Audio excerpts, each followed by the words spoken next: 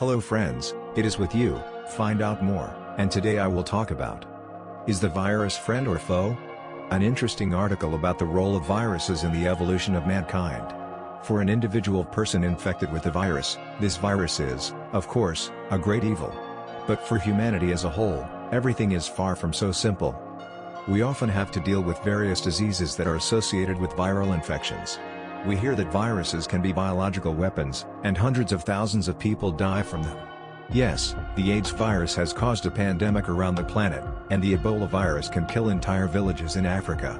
But, there are scientists who claim that viruses are one of the important factors in evolution. How could it happen that one of the enemies of mankind helped him to become the head of nature? Let's start with how viruses live in human cells and what they need from us. Viruses infect not only animals but also plants, fungi, bacteria, and even other viruses.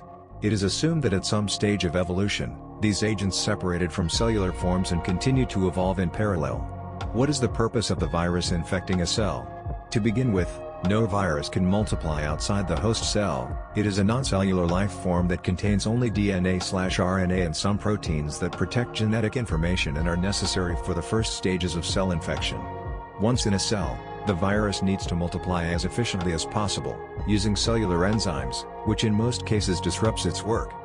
In addition, very often the viral particles that are formed in the cell can kill it during the exit into the intercellular space.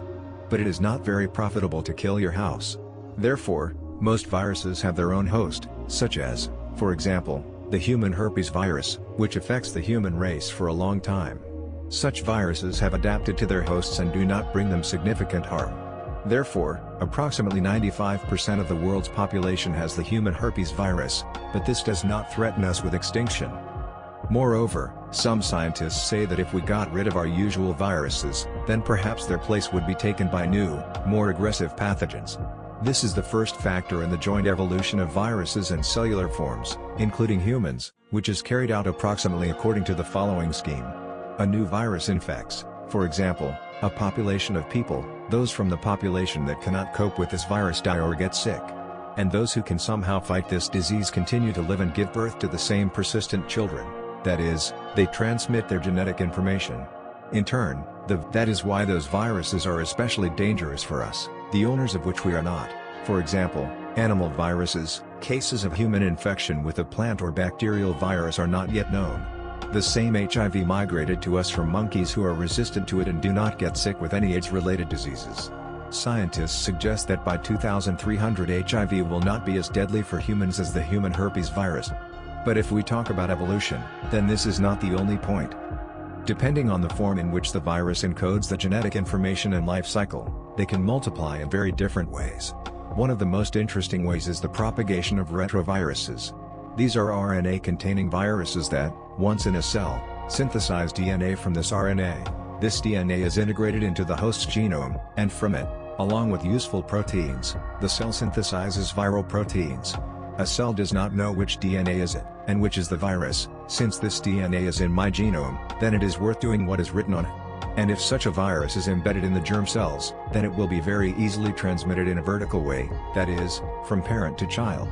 And the child will pick up a couple of such viruses and pass them on to their children, and so on. Over time, the immune system will react to some viruses and learn to fight them, and the viral DNA that deactivates in the genome, but perhaps there are some sequences in the DNA that were not previously in the cell, and they can greatly facilitate its life, then the smart cell will not deactivate them.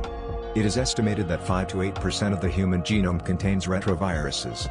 Yes, maybe this is a time bomb, as some scientists say, and one day these retroviruses may come to life, but maybe this is the reason that we are who we are. Nature is not stupid, she will not do anything to her detriment. So it's worth fighting new epidemics, but don't be too afraid of them, because there are two ways, either development or degradation. There is no other way.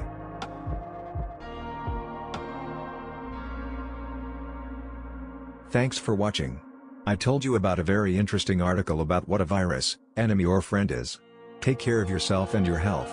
Think about what you eat and what you do to be healthier and stronger. Bye.